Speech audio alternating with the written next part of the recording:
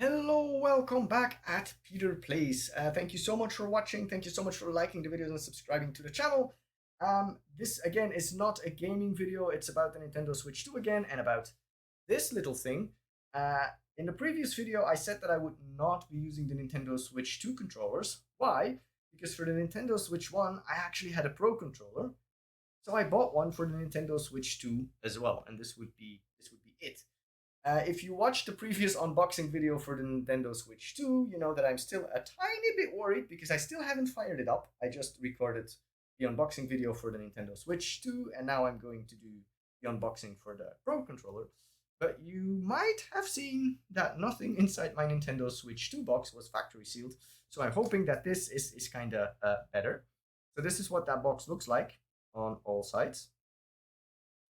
I bought the Pro controller because I really like the Pro controller on the Switch 1. These are all sides of the box. However, those that followed my gaming channel know that I have some issues with the A button.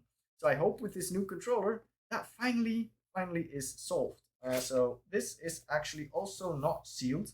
I had my scissors here ready again, but apparently you don't have to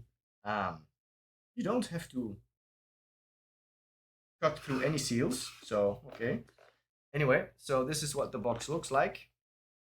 If you open it up, get my fingers in here, this is what we get to see. Let me see now that the box is empty. So my camera feed on the screen just froze. I hope the recording is still fine.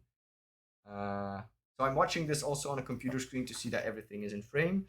There is some documentation here on the Nintendo Switch 2 Pro controller. There is again a cable here, USB-A to USB-C. So yes, as thought earlier, you can in fact use your docking station to charge your controller, which is really cool.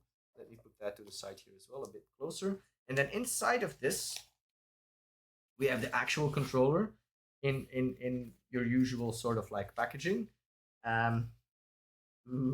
Exciting. So this is what it looks like. Oh, it's bicolored by now. So actually, it looks very similar to the Nintendo Switch 1 Pro controller, but apparently these things are way better. We have the buttons here, which are mapped the same. All right, so the buttons here are also there.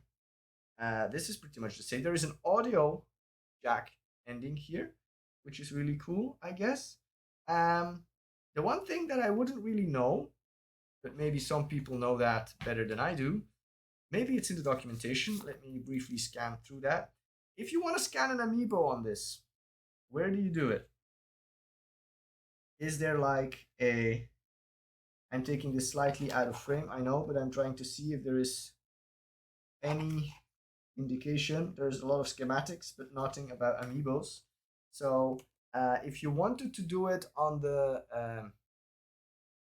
Nintendo Switch 1 controller, if I remember correctly, you had to do it here on the logo. If someone knows if you still have to do it on the logo for the Switch 2 Pro controller, that would be cool. Oh, wait a minute.